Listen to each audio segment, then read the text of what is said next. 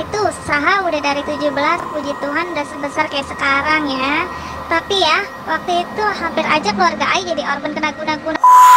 Benar-benar serem banget, hampir mati laki Ai.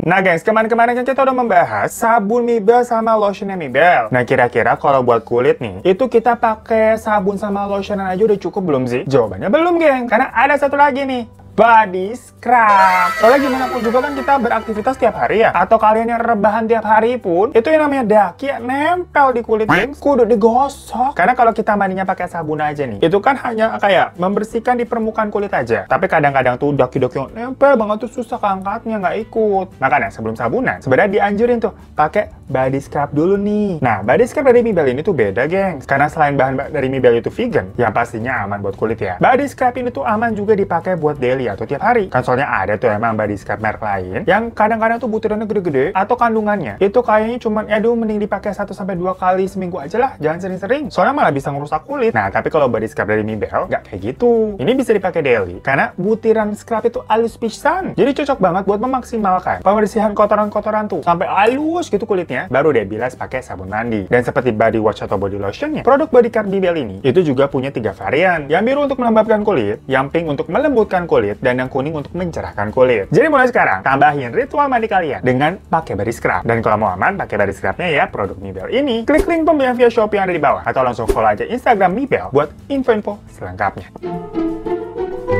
Hai gengs, memasuki minggu Halloween, gue mau memperbanyak asupan horor dulu ya. Khusus di minggu ini, dari teman cerita kali ini, yang kadang-kadang tuh gue bacanya suka terkaget-kaget email dari kalian, karena di sini nih nggak nyangka banget. Ada seorang owner, pemilik minuman kekinian nih. Duh, yang pasti kalian pernah cobain deh. Orang gue gojek mulu tiap hari. Duh, gatel ini mulut. Pokoknya salah satu minuman boba-bobaan gitu. Pengen banget nih kita spill brandnya. Ya, tapi kagak boleh. Karena ya ini berhubungan dengan bisnis ownernya. Soalnya dia nih yang pegang lisensinya. Jadi bukan cuma sekedar orang kedua yang beli franchise gitu, enggak geng, dari owner yang kita panggil aja namanya Ci Vina. Halo Cici, boleh lah Ci, kita di endorse di minuman bobanya. Tapi nanti ketahuan ya. Tapi nggak apa-apa mah yang promosi kan. Tapi mah Ci Vina nih pasti udah tajam melintir, kagak butuh dipromoin kali ya. Orang boothnya udah bercabang di mana-mana, rame mulu tiap hari, sama abang ojol yang pada ngantri. Pokoknya sukses terus ya Ci. Makasih lo udah mau share-share ceritanya yang aduh bikin geleng-geleng.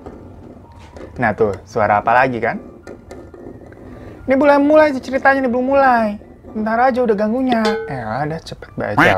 Capek banget gue. Cuekin aja gengs. Nah pokoknya Ci Vina ini tuh ceritanya merintis usaha bobanya itu jatuh bangun bersama suaminya. Dari nol sampai segede sekarang. Yang dari awalnya cuma punya sekitar 2 booth, sekarang udah nyebar tuh di kota-kota besar. Tapi ya kesuksesan yang didapatkannya itu tidak dilalui dengan jalan yang mulus saja. Banyak tuh yang namanya kerikil-kerikil, sampai batu kali ya bisa dibilang. Karena cobanya itu emang gede banget. Ya berupa kiriman-kiriman mistis dari orang-orang yang mungkin gak suka ngelihat usahanya Ci Vina ini sukses. Nah pokoknya Ci Vina ini memulai usahanya di awal tahun 2017. Waktu itu yang namanya minuman boba belum se-happening sekarang lah, belum sebanyak sekarang tuh. Waktu itu kira-kira masih zamannya apa ya, Thai tea sama cappuccino cincau tuh di jalan, tau kan lu? Nah Ci Vina ini awalnya mulai dengan buka satu toko di sekitar area kampus di daerah Jakarta Selatan. Dan waktu itu bisa dibilang cukup langsung diterima dan rame geng. Untuk bisa balik modal aja, Ci Vina ini hanya membutuhkan waktu sekitar 3 bulan. Itu cepet banget loh. Nah karena melihat boba ini adalah sebuah peluang bisnis yang oke banget, Ci Vina buka lagi tuh booth satu lagi di dekat rumahnya sendiri lah. Jadi waktu itu dia punya 2 booth nih. Tapi Ci Vina ini sendiri itu lebih seringnya sih mantau di booth yang pertama, di toko kayak ruko gitu di deket kampus. Karena di sana kan juga emang lebih rame ya. Nah saat mondar-mandir nih sibuk ngurusin 2 booth, pernah pas pagi-pagi pas Ci Vina datang, dia ngeliat nih di sepanjang ruko tempat dia jualan tuh banyak ada bertaburan garam. Jadi di sana semacam 6 ruko berjejer dan semuanya itu depannya ada ditaburin garam gitu geng. Heran dong dia, ini abis ada ular lewat apa bagaimana? Kan katanya emang kalau ada ular gitu disuruh taburin garam ya. Pas ngobrol sama orang di ruko sebelah, ternyata orang ruko itu tuh agak mistis jatuhnya. Soalnya dia ini langsung mengkait-kaitkan panik gitu dengan sesuatu yang mistis. Dimana katanya mungkin garam-garam itu dikirim biar ruko mereka nih bangkrut. Karena bisa nih seolah-olah terlihat tutup dari luar ya padahal buka. Karena omongan mistis tersebut, para penghuni ruko-ruko lainnya itu kayak semacam ikut kehasut. Jadi ikutan parno. Ya namanya kita punya bisnis misalkan kan takut juga ya kalau dijahatin kayak begitu. Sampai beberapa pemilik ruko kayak ngajakin patungan gitu buat ke dukun supaya bisa ngehalu kirimannya katanya. Nah Ci Vina ini sebenarnya paling anti yang namanya begitu-gituan. Karena dia pondasinya kebetulan kebetulan dulu nih sekolah di luar negeri. S1 sama S2-nya tuh di Australia. Nah, kalau di luar begitu karena namanya saingan bisnis kagak ada yang namanya dukun-dukunan. Yang namanya saingan kalau di sana mah saingan harga, saingan promo sama kualitas barangnya aja udah. Ya logis-logis aja lah. Ya udah akhirnya dicuekin deh tuh sama Civina peristiwa tabur garam. Karena yang beli boba di tempatnya dia tetap ada kok. Tapi memang kalau dihitung secara pendapatan bulanannya itu lumayan berkurang sih sekitar 5-10%. Cuman yang memang usaha kan ada pasang surutnya. Hasilnya tidak tentu. Makanya kalau dikit-dikit turun gitu, ya nggak bisa curiga lagi dijahatin orang kan. Masih positive thinking tuh dia. Sambil ngurus perizinan dan mau buka kemitraan alias franchise, Civina ini buka 3 booth lagi.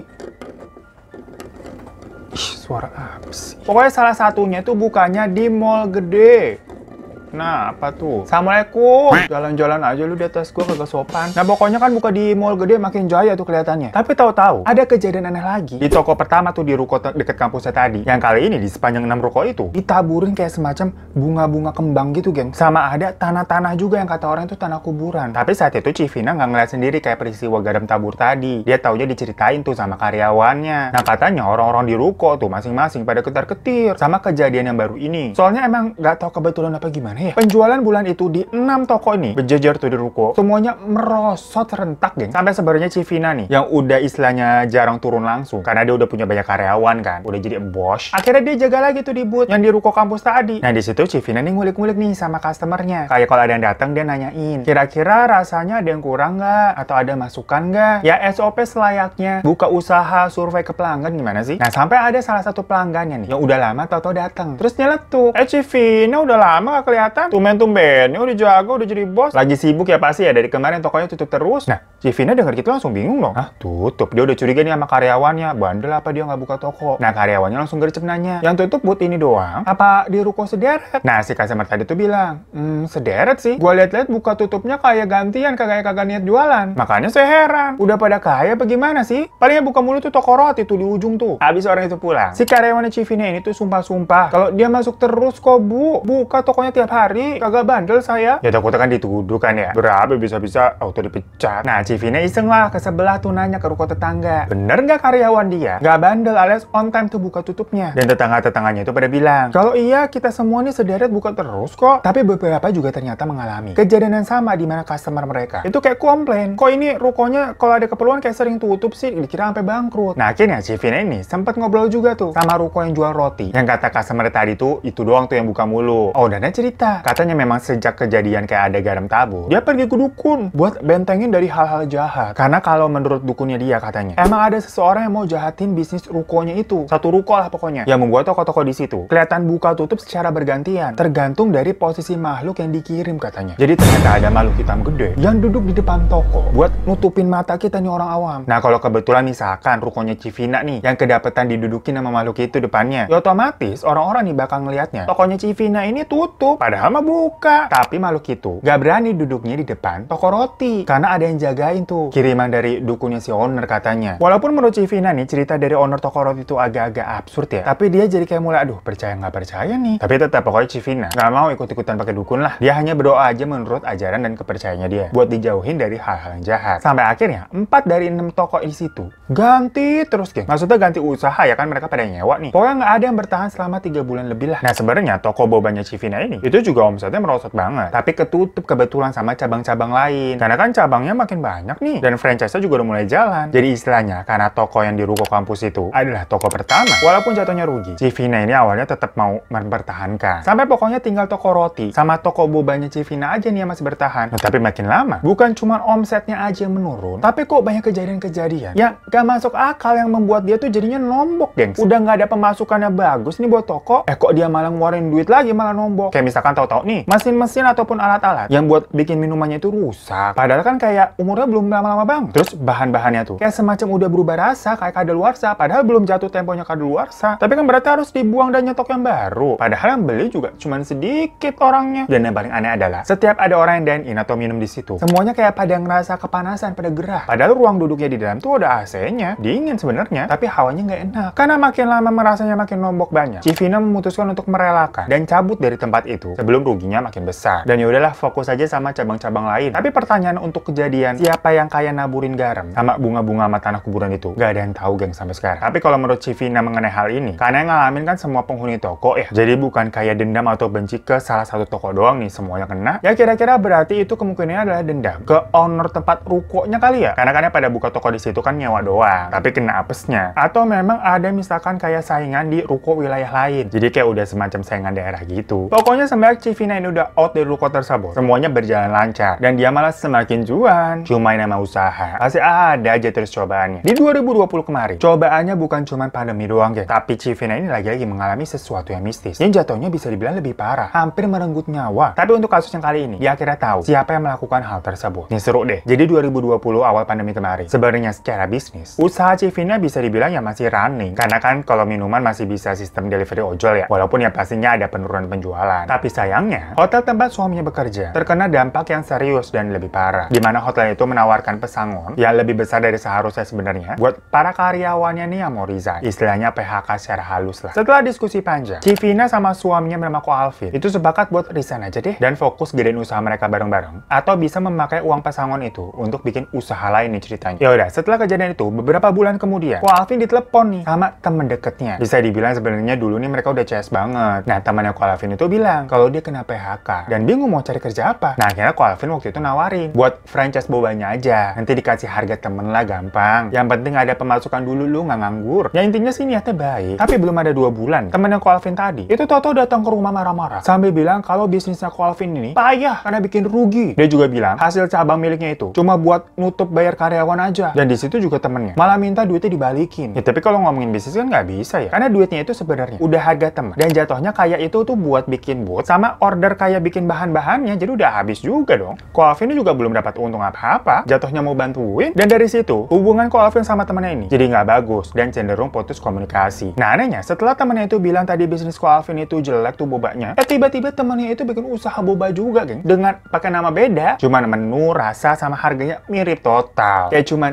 dipleset-plesetin aja gitu namanya. Duh, pasti kalian tahu deh. Tapi di situ Civina sama Ko Alvin kayak masih udahlah, rezeki mah ada aja udah masing-masing. Cuman kok ini didiemin lama-lama menguncak ya. Soalnya boba temennya itu selalu bukanya berdekatan dengan tokonya bobanya Civina. Jadi udah mulai senggol-senggolan nih. Sampai ada hal aneh yang terjadi. Pernah nih siang-siang, anaknya Civina berumur 4 tahun. Itu tau-tau nangis kencang mau teriak dari ruang makan. Nah Civina panik langsung buru-buru lari dia ngeliat ada apa. Di situ dia ngeliat ada ular hitam yang udah kayak kobra udah begini nih berdiri di atas meja makan ngeliatin anaknya kayak mau matok. Sama Civina anaknya langsung diambil, ditarik, digendong, dia kabur. Manggil tuh tukang kebunnya. Pas pada masuk lagi ke rumah dicari ular itu hilang nggak ketemu. Nah buat pastiin, pastinya kan kayak ngangkat-ngangkat meja, geser lemari, kali ularnya nyelip-nyelip gitu kan, takut ya. Semuanya pada digeser-geser lah. Nah, pas di ruang tamu, di bawah sofa gitu, kayak ada bungkusan kain putih yang pas dibuka isinya kayak rambut sama kayak tanah gitu katanya geng. Karena nggak tahu itu apaan ya langsung dibuang aja pokoknya. Nah, habis itu yang parahnya nih, pernah kejadian kayak kira-kira jam 6 sorean lah mau maghrib. Ko Alvin ceritanya baru pulang dari ngecek cabang baru. Pas lagi di jalan ya udah deket rumahnya. Tahu-tahu Ko Alvin ini ngelihat istrinya tuh Civina lagi di pinggir jalan diem gitu. Berdiri tapi diem aja. Nah, Ko Alvin otomatis buka kaca dong, teriak, "Ya ngapain di situ?" Tapi Civina ini diem aja. Nah tapi tahu-tahu dari belakang kayak ada truk barang gitu yang nabrak mobilnya Ko Alvin di belakang gitu. Gara-gara mungkin Ko Alvin ini kan berhenti di tengah jalan jadi brak gitu. Untungnya Ko Alvin nggak kenapa-napa karena airbagnya langsung bekerja dan yang ringsek banget itu bagian belakangnya jeruk gitu, nggak sampai ke kursi pengemudi depan. Cuman mobilnya serusak itu. Dan yang bikin aneh adalah sosok Civina tadi di pinggir jalan itu hilang. Yang mana ternyata Civina ini sebenarnya lagi ada di cabang boba lain yang jauh dari situ dan dia jadi panik banget pas ditelepon suaminya katanya kecelakaan. Nah karena kejadian ini agak-agak udah membahayakan nyawa, dimana Ko Alvin 100% yakin dia ngeliat jelas itu istrinya di pinggir jalan. Dia nggak salah lihat kayak cuman mirip istrinya tuh, enggak itu istrinya. Ini dia nggak bener. Nah pas lagi klaim asuransi kan dicek-cek tuh mobilnya ya, di bagian bawah kendaraan di sekitar depan deket bumper gitu ada selipan tuh bungkusan kecil yang dilakban biar nempel tuh dari bawah. Dan penampakan bingkisannya itu sama kayak yang di rumah yang ditemuin di bawah sofa, kain putih yang pas dibuka isinya kayak rambut sama tanah. Wah udah ngerasa ini totalnya aneh banget. Dari situ mereka runtutin tuh kejadian aneh yang mereka alami, kayak sejak kapan dan kira-kira apa pemicunya. Pas diinget-inget lagi, ya ini sih terjadi kayak emang sejak saingan bisnis sama temennya itu marah-marah. Tapi kan nggak bisa asal nuduh aja ya, orang nggak punya bukti yang jelas. Nah kebetulan di mobilnya Ko Alvin ini ada semacam apa ya, kamera dashboard gitu geng, yang fungsinya kayak buat CCTV tuh ngerekam segalanya. Ya maklum mobil orang kaya juragan boba, namanya kita mobilnya LCGC. Nah ya udah dilihat deh tuh, siapa orang yang nempelin bungkusan tadi. Ternyata kerekam. Ada seorang kayak pria muda yang datang ke depan mobil terus kayak jongkok-jongkok emang kayak nempelin. Waktu mobilnya Ko Alvin ini lagi parkir di luar lah, di salah satu cabang bobanya. Cuman nggak tahu itu siapa. Nggak kenal sama pria itu. Tapi dari situ ya bisa dibilang, mereka ini jadi suujon sama teman saingan bisnis bobanya itu. Ko Alvin akhirnya nyamperin itu temennya. Buat make sure aja, mau mencari tahu lah. Pertama dipuji-puji dulu nih temennya. Ya dibilang ya selamat ya, usahanya sukses nih. Semoga lancar. Dan Ko Alvin juga minta maaf kalau kemarin sempat putus komunikasi. Karena masalah uang ya pertemanan mereka nih jadi merenggang. Dan Ko Alvin bilang, kalau uang yang kemarin masih mau minta balik nanti dia transfer. Tapi temennya bilang udah nggak usah, nggak apa-apa. Mungkin waktu itu dia nggak ngerti bisnis kali. Nah terus si Ko Alvin ini speak kayak sok-sokan. Curhat. Bilang, iya nih aku lagi kayak dikirimin hal aneh. Banyak sih yang nawarin untuk bales. Tapi nggak usah lah, nggak apa-apa. Kamu jangan sampai yang ngalamin hal aneh kayak saya. Gak enak banget rasanya. Kayak nyindir halus, geng. Dan temennya kayak iya aja udah belaga polos. Nah di situ Ko Alvin ketemu sama pria yang terekam di dashboard tadi. Yang ternyata pria itu adalah supir dari temennya itu, geng. Wah,